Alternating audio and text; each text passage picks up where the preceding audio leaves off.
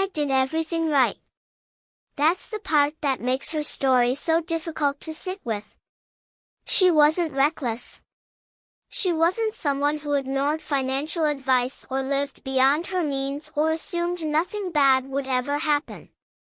She was, by almost every conventional measure, financially responsible.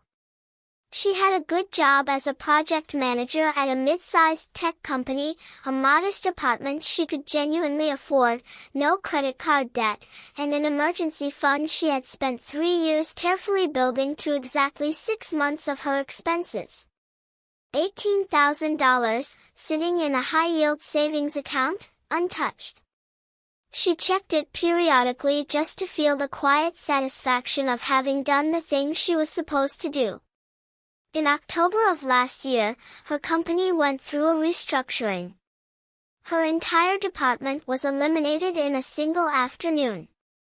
She walked out of a conference room with a severance package, a laptop she had to return, and the calm certainty that she had prepared for exactly this. 6 months. She had 6 months to find something new. By month 2, she had submitted over 60 applications. She had 11 first-round interviews. She had 2 second rounds. She had 0 offers. By month 4, the job market in her field had tightened further. Companies that had been hiring in January had frozen their headcounts by March. Roles that matched her experience were being posted and then quietly pulled. Her network was trying to help, but everyone she knew was navigating similar pressures in similar industries. By month 5.5, with roughly $3,000 left in her emergency fund, Elena was making decisions from a place of pure fear. She took a contract role at 60% of her previous salary just to stop the bleeding. She drained the last of her savings, covering the gap between what the contract paid and what her life cost. She emerged from the crisis technically employed but financially reset, no savings, a salary below her previous level, and a shaken confidence in the one financial structure she had believed would protect her. She had done everything right. And it wasn't enough. Now I want to tell you about someone who went through an almost identical job loss in the same year, in the same general field, and came out the other side without financial panic, without taking a desperate step backward in their career, and without draining a single dollar of their investment accounts. His name is Jerome. He lost his job before, once, briefly, 5 years earlier, and that experience had taught him something that no conventional personal finance advice had ever told him directly. Something about what an emergency fund actually is, what it actually needs to do, and why the standard advice about how to build one was designed for a world that no longer exists. The difference between Elena's outcome and Jerome's had almost nothing to do with how much money they had saved. It had everything to do with how they thought about what that money was for, and the structure they built around it. Pause. Music fades in softly. This isn't about how much you've saved. It's about whether what you've saved is actually designed for the risks you're actually facing in this specific moment in history. Because the rule you were given, save 3 to 6 months of expenses, put it in a savings account, and you'll be fine, was not a lie. It was genuine advice. But it was advice calibrated for a labor market, an economic environment, and a cost structure that has changed significantly. And most people are still following the old rule without realizing the ground beneath it has shifted. I'm going to show you the real rules of financial resilience in the current environment, why the standard emergency fund framework is failing people who did everything right, what a genuinely protective financial cushion looks like today, and the specific things you need to build, understand, and reconsider if you want to stop being one bad month away from a decision you'll regret for years. These are the things the original advice never accounted for. And understanding them might be the most practically important financial shift you make this year. Transition to core content. Rule 1. The original emergency fund rule was built for a labor market that no longer exists, and using it unchanged is a form of financial overconfidence. The 3 to 6 month guideline has been standard personal finance advice for decades. It originated in an era when the average job search for a skilled professional lasted somewhere between 4 and 8 weeks. When companies were smaller, hiring was more local, decisions were faster, and the mismatch between available workers and available positions was narrower. 3 to 6 months was genuinely conservative in that context. It gave you a substantial buffer beyond what most people actually needed. That labor market is not the market most people are navigating today.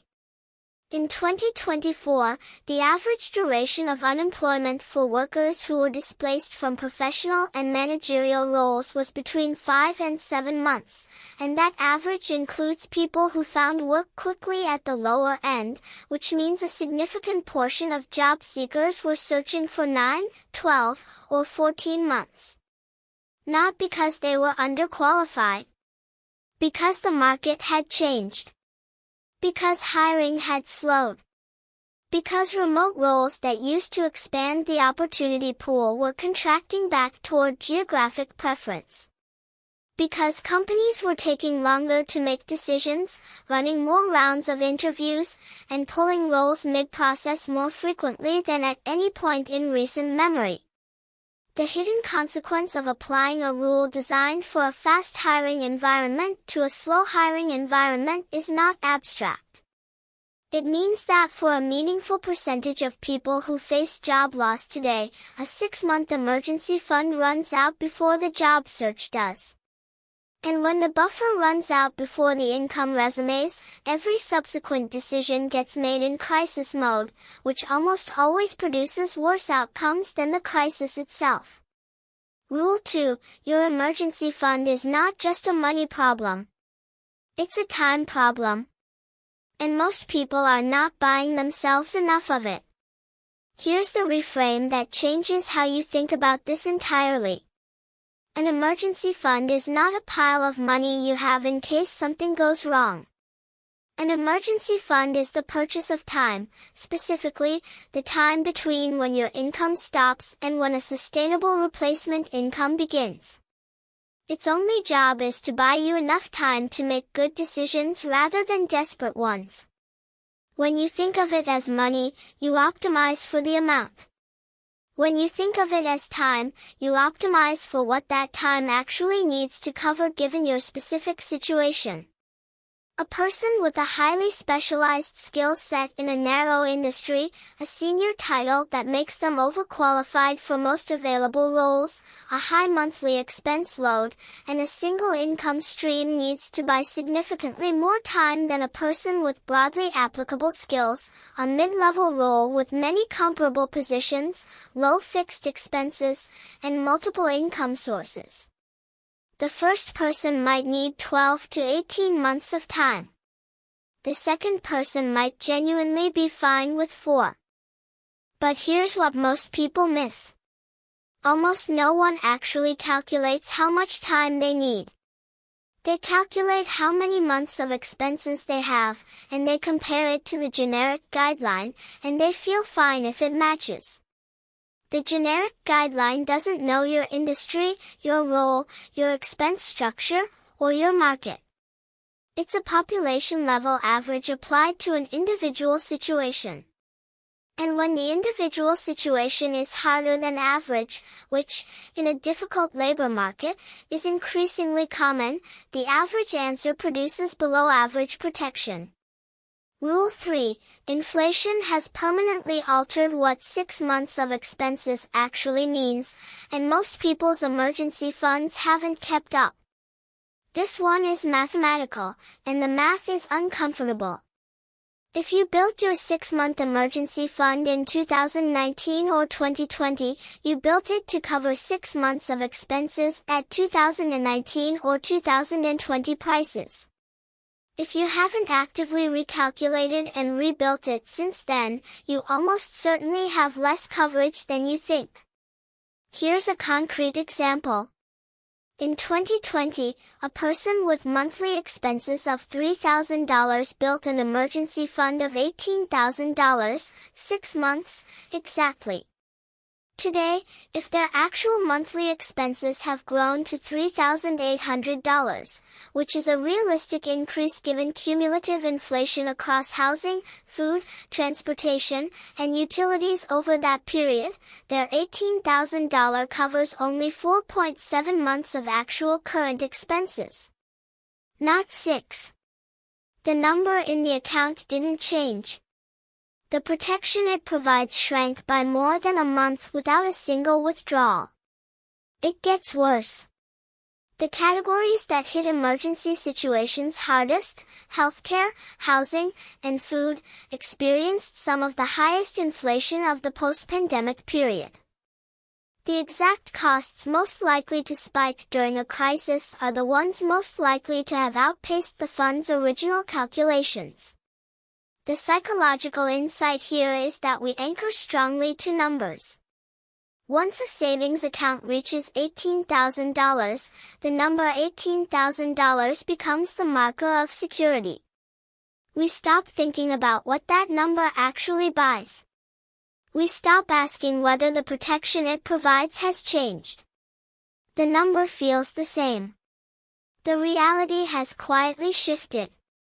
The rule is simple but requires effort. Recalculate your actual current monthly expenses every 12 months. Rebuild your emergency fund target based on that number, not the number from 3 or 4 years ago. Most people who do this exercise discover they're 1 to 2 months short of where they thought they were. Rule 4. A savings account emergency fund is not a complete financial safety net. It's one layer of one. And most people have only that one layer.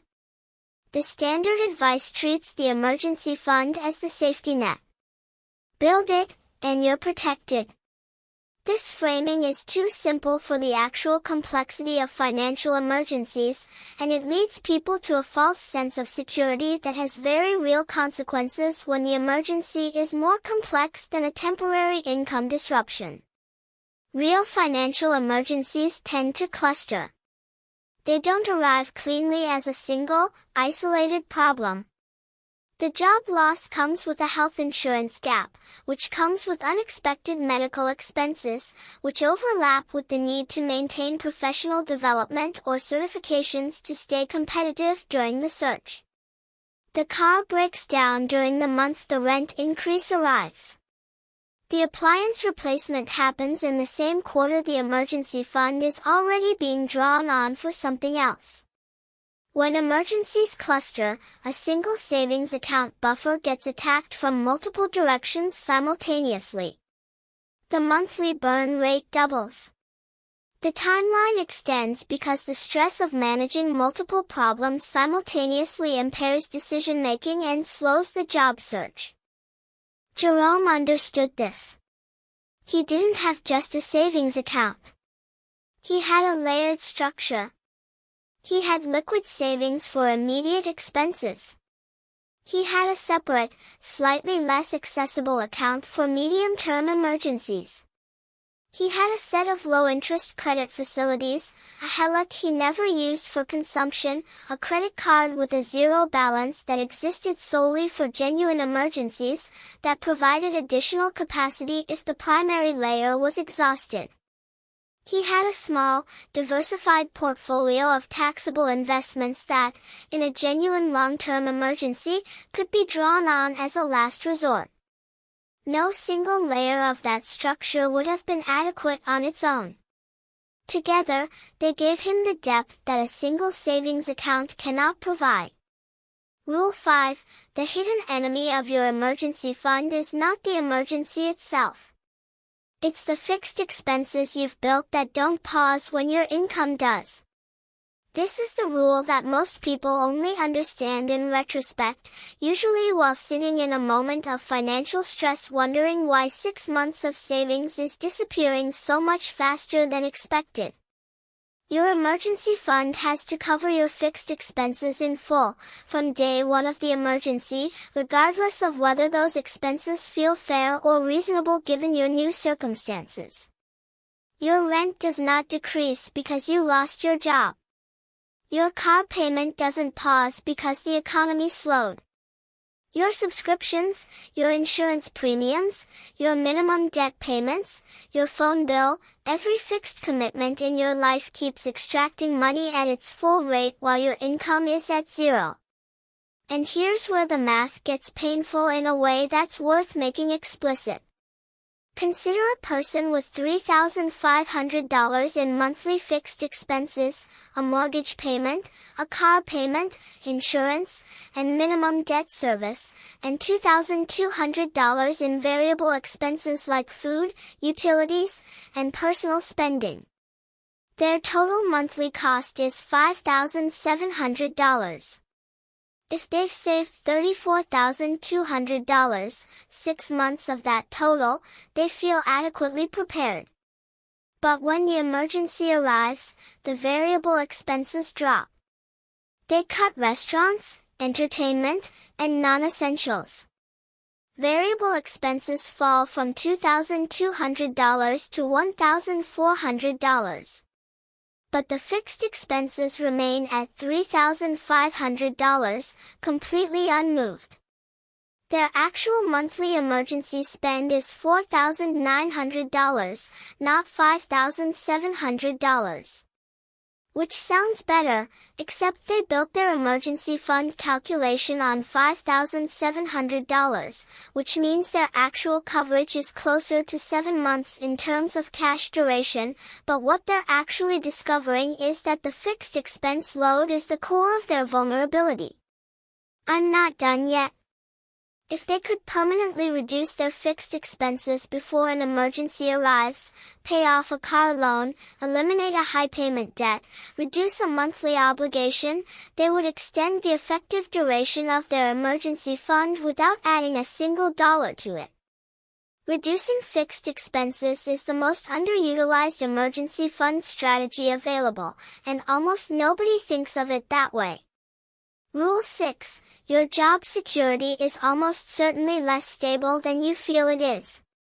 And feelings of job security are the primary reason people underbuild their emergency funds. This is the uncomfortable truth at the center of this entire conversation. Most people with stable-feeling jobs carry a quiet, mostly unconscious conviction that the emergency fund is a precaution they're unlikely to need. They build it because they've been told to, and because having it feels virtuous, but they don't build it with the urgency and specificity of someone who believes the emergency is genuinely possible in the near term. This psychological distance from the possibility of job loss is not irrational. When you've been at a company for 3 years and your performance reviews are good and your manager likes you and your team seems solid, the idea of sudden unemployment feels abstract. Remote. Something that happens to other people in other companies in other industries. But here's what most people miss. The factors that actually determine whether you lose your job in a corporate restructuring have very little to do with your performance or your manager's regard for you. They have to do with revenue projections, investor pressure, market conditions, competitive dynamics, and strategic pivots made in boardrooms by people who have never met you and have no knowledge of your personal financial situation. The layoffs that blindside the most capable and diligent people are not exceptions. They are a standard feature of the modern corporate environment. The psychological insight is that job security is largely a feeling, and feelings are a poor basis for financial planning. The more secure you feel, the less urgency you bring to financial resilience. And the less urgency you bring to financial resilience, the more exposed you are when the security turns out to have been a perception rather than a guarantee. Building your emergency fund as though the emergency is possible within the next 18 months, rather than unlikely within some vague future horizon, produces a substantially different and substantially better financial cushion than building it with the detached calm of someone who doesn't believe it will ever be used. Rule 7. Healthcare costs are the emergency fund category that standard advice consistently underestimates, and they can consume 6 months of savings in a single event. Most emergency fund calculations use your regular monthly expenses as the baseline. The number you spend in an ordinary, uneventful month. And for most emergencies, that's a reasonable starting point. But it systematically ignores the category of expense that, in a genuine crisis, can dwarf all other costs combined. Healthcare. Specifically, the gap between what you pay when you're employed with employer-sponsored insurance and what you pay when you're not. When you lose your job, your employer-sponsored health insurance ends, typically at the end of the month of your termination. Your options are COBRA continuation coverage, which lets you keep your current plan but requires you to pay the full premium including the employer's contribution that you previously never saw, or individual marketplace coverage. COBRA for a single individual commonly runs between $500 and $800 per month. For a family, it can exceed $2,000 per month. Marketplace plans at equivalent coverage levels are often similarly priced unless you qualify for subsidies, which depend on your income during the period of coverage. This means a job loss can immediately add $600 to $800 per month to your expenses in the form of health insurance, an expense that didn't exist in your emergency fund calculation because it didn't exist in your ordinary monthly budget. Over 6 months, that's $3,600 to $4,800 in additional costs that consumes a meaningful portion of your buffer before you've paid for a single medical event. And then there's the medical event itself. An emergency room visit, a surgery, a diagnosis that requires ongoing treatment, these are exactly the kinds of events that correlate with job loss, because health crises and financial crises tend to arrive together. A single hospitalization can produce a bill in the tens of thousands. Even with insurance, out-of-pocket maximums can hit $8,000 to $10,000 in a single year. Your emergency fund needs to include a healthcare reserve. An explicit acknowledgement that a health event during an income disruption is not a separate emergency, it's a predictable compounding of the same emergency. Most people's funds have no explicit allocation for this.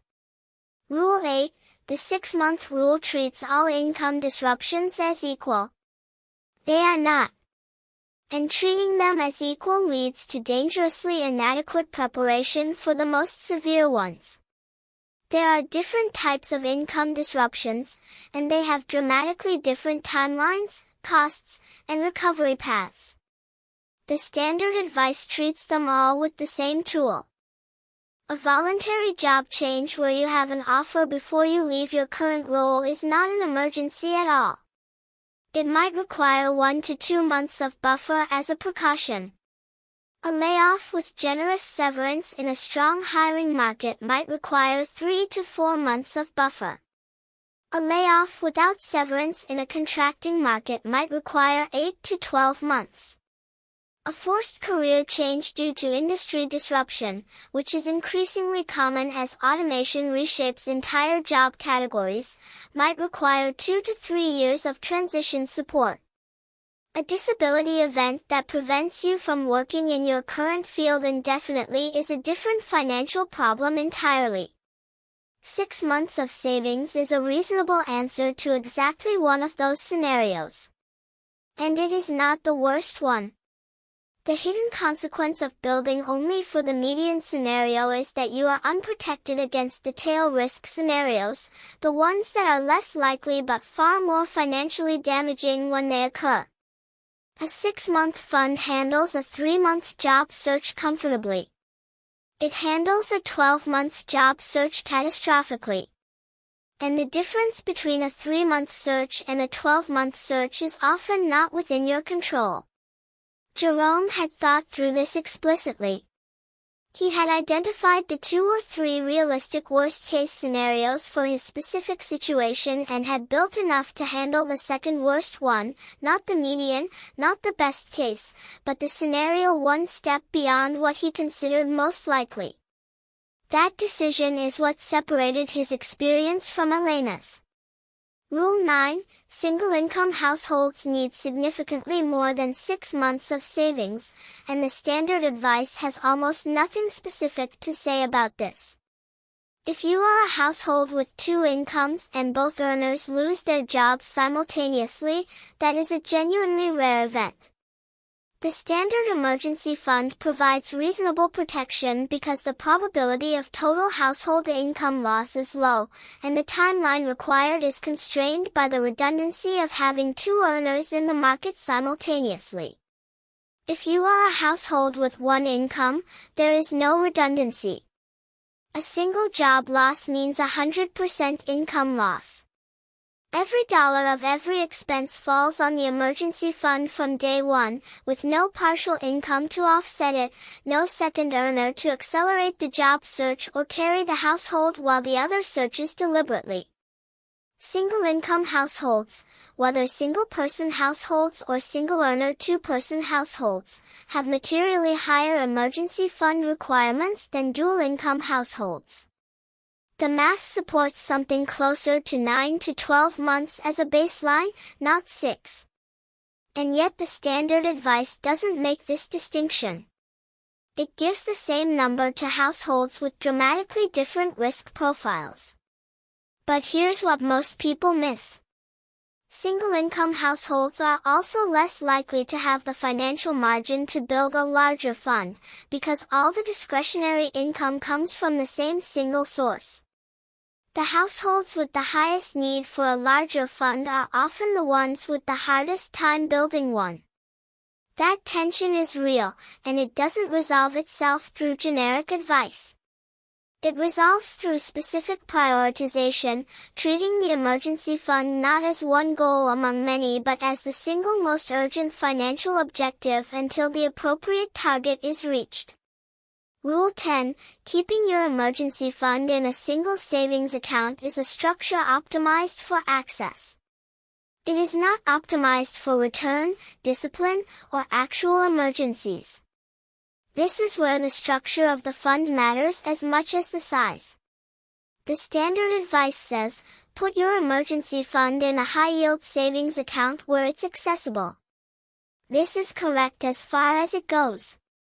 Liquidity matters. You need to be able to access the money when you need it. But the advice stops there, and stopping there leaves several important problems unaddressed. The first problem is psychological. Money that is in an easily accessible account with a debit card attached is money that is psychologically available for non-emergencies. A hard month, a tempting opportunity, a social obligation that feels urgent, these are not emergencies, but when the money is right there, accessible in 30 seconds, the definition of emergency has a tendency to expand.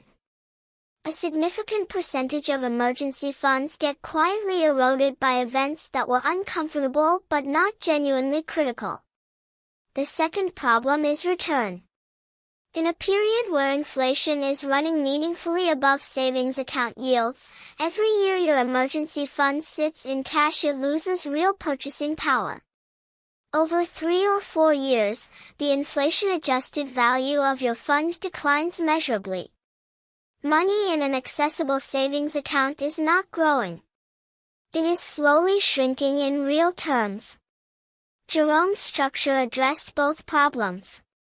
His first layer, 1 to 2 months of expenses, was in a high-yield savings account for immediate access. His second layer, 3 to 4 months of additional coverage, was in a treasury bond ladder, where one portion matured every month, providing liquidity on a rolling basis while generating a slightly better return than a savings account. The friction of accessing the second layer was intentional. It created a genuine pause before drawing on deeper reserves. This is not a complicated structure, but it's meaningfully more robust than a single account, and the discipline it enforces has real financial value. Rule 11, the emergency fund conversation almost never includes income replacement, and that omission is costing people months of financial runway. Most people think of an emergency fund purely on the expense side. How much do I spend per month? Multiply by 6. That's the target. Save it. Done. This framework completely ignores the income side of the equation during an emergency. And the income side has changed dramatically in recent years in ways that can meaningfully extend your runway if you've thought about them in advance, and will be unavailable to you if you haven't. Unemployment insurance, for example, provides a meaningful income floor during job loss for most W-2 employees. In most states, it replaces somewhere between 30 and 50% of your prior wages up to a weekly cap. It is not a comfortable income, but it is income. And if your emergency fund calculation ignores it entirely, you're underestimating your actual runway. Freelance or contract income is another dimension that most people with marketable skills underestimate. In a genuine job search lasting 6+ months, a person with professional skills in writing, analysis, design, software, consulting, or dozens of other fields can often generate $1,500 to $3,000 per month in contract work without significantly impeding their full-time search. That income, even at a fraction of a previous salary, can meaningfully extend the effective duration of an emergency fund. The hidden consequence of not thinking about income replacement in advance is that these options feel unfamiliar and uncomfortable at exactly the moment you need them most. Setting up a freelance profile, understanding how to file for unemployment, knowing which agencies handle contract work in your field, these are things that take weeks to set up and learn.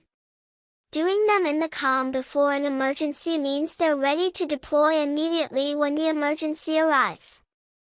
Most people set them up in a panic, weeks or months into a crisis, when they've already lost meaningful time. Rule 12, the emergency fund conversation is almost never about what happens after the emergency, and that silence is creating a second financial crisis for people who survived the first one. Elena got through the crisis. That's the part of the story I didn't tell you yet. She took the contract role. She stabilized. After about 8 months on the contract, she transitioned into a permanent role at a salary close to her previous one. By most measures, she had survived. But she emerged with nothing. Her savings account, the one she'd spent 3 years building, was at zero. Her investment contributions, which she'd paused during the search, had a 7-month gap in them. The compounding she lost on those missed contributions is money she will never recover. And the psychological exhaustion of the crisis had made her risk-averse in ways that were affecting her career decisions. She was turning down stretch opportunities because the idea of losing a stable job again was more frightening than the potential upside of a better one. The emergency didn't just drain her savings. It drained her momentum, her confidence, and her investment trajectory. And the standard advice had nothing to say about any of that.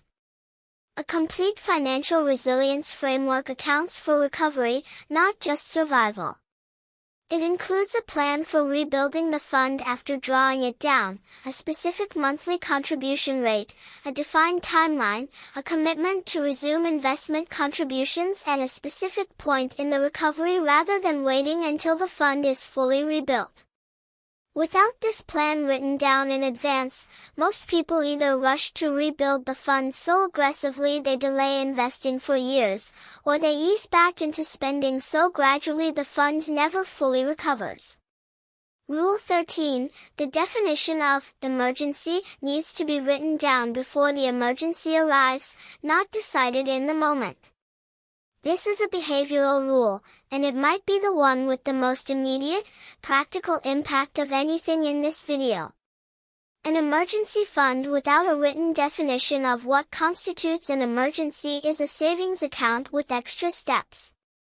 Because in the moment, when you're stressed and the money is there, almost anything can feel like a genuine emergency. The car repair that is actually necessary versus the upgrade that would be nice. The medical bill that requires immediate action versus one that could be negotiated on a payment plan. The friend's wedding you feel you can't miss versus the one you genuinely cannot afford to attend. Without a prior decision, a written policy you made when you were calm and rational, these judgment calls happen in real time, under emotional pressure, with the money sitting one tap away. And they consistently produce worse outcomes than the pre-committed decision would have. The written emergency definition typically covers three things. First, the specific categories of expense that qualify for emergency fund access: income disruption, genuine medical necessity, essential home or transportation repair, and nothing else. Second, the threshold: under what dollar amount do you handle things through regular cash flow rather than emergency savings? Third, the authorization process: for significant withdrawals, do you wait 24 hours before transferring, talk to your partner, or write down why this qualifies before you access the money? None of this is complicated. All of it requires about 20 minutes to create. And it's one of the highest return 20 minutes available in personal finance. Rule 14, financial resilience is not a number. It's a system.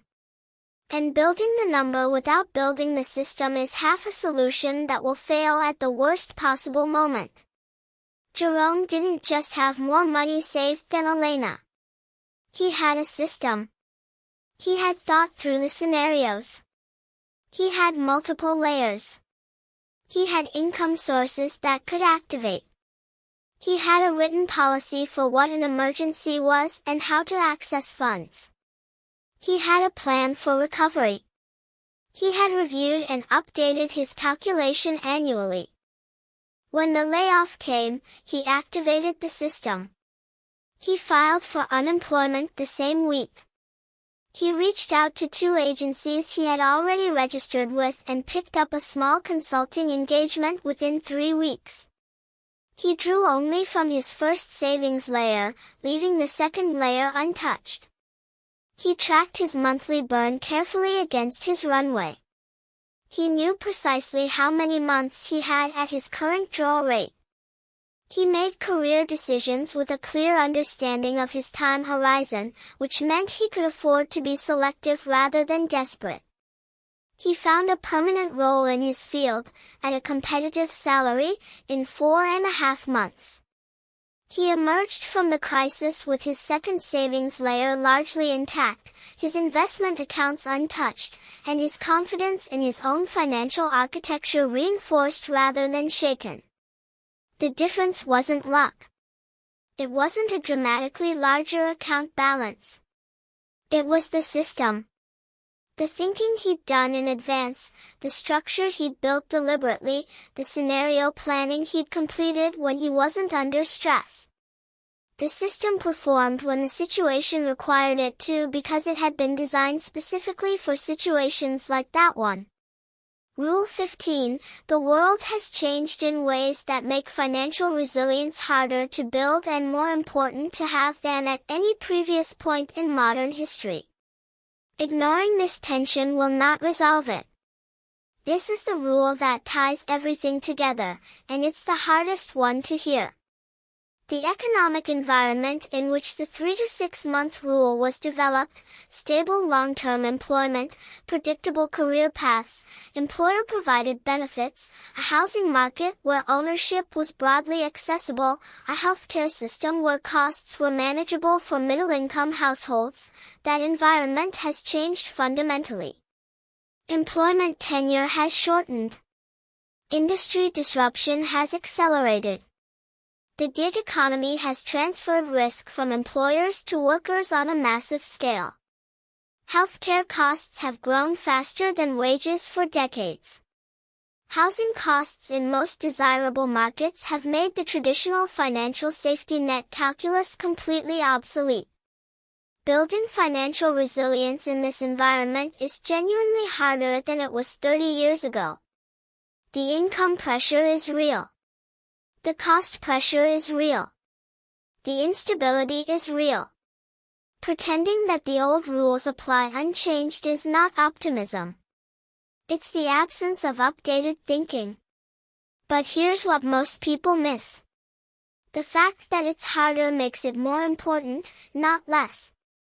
The people who will navigate the volatility of the current economy, who will come through the disruptions with their finances intact and their options open, are the people who have genuinely reckoned with the new reality and built accordingly. Not perfectly. Not all at once. But deliberately. With honesty about what the actual risks are rather than what they were told the risks used to be. Transition to closing. Elena and Jerome faced the same economic moment. The same cooling labor market. The same hiring freezes. The same industry pressures. Neither of them had any control over when the disruption came or how severe it was. The difference between their outcomes was constructed in the quiet years before the crisis. In the Sunday afternoon when Jerome sat down and recalculated his actual emergency fund target and realized it was 2 months short. In the afternoon he spent setting up the second savings layer. In the hour he spent registering with 2 freelance agencies in his field, not because he planned to use them, but because he wanted them ready if he needed them. In the 15 minutes he spent writing down, clearly, what an emergency was and how he would respond to one. Elena had done the thing she was told to do. She had followed the standard advice with genuine discipline and real sacrifice. And the standard advice, unchanged from a version that was built for a different world, was not adequate for the world she was actually living in. That is not a moral failure. It is a map failure. She had the right intentions and the wrong map. The rules in this video are not about frightening you into a state of permanent financial anxiety. They're about giving you an accurate map for the terrain that actually exists.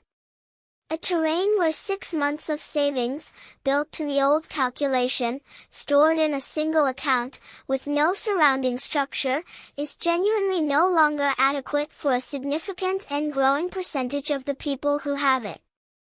You deserve to know that. Before the emergency. Not during it. Here is what I want to leave you with. Your emergency fund is not a badge of financial responsibility. It is a functional tool with a specific job to do. And the only question that matters is a practical one. If the worst realistic scenario in your specific life arrived tomorrow, would this tool actually do its job? If the honest answer is that you're not sure, update the tool. Elena is rebuilding. She's going to be fine. But she will tell you herself that the most expensive thing she ever did was assume that doing the right thing once was the same as doing the right thing for now. Security isn't something you build once and then have. It's something you maintain deliberately, in a world that keeps changing, for as long as you need it to hold. OUTRO, soft music, calm and measured. End card. If this video made you look at your own emergency fund differently, if it raised a question you hadn't thought to ask before, share it with one person who's following the old rule without knowing the ground has shifted. The next video in this series goes deep on exactly how to build the layered resilience structure Jerome used, the accounts, the amounts, the sequencing, and the written policies that make it actually work when you need it most.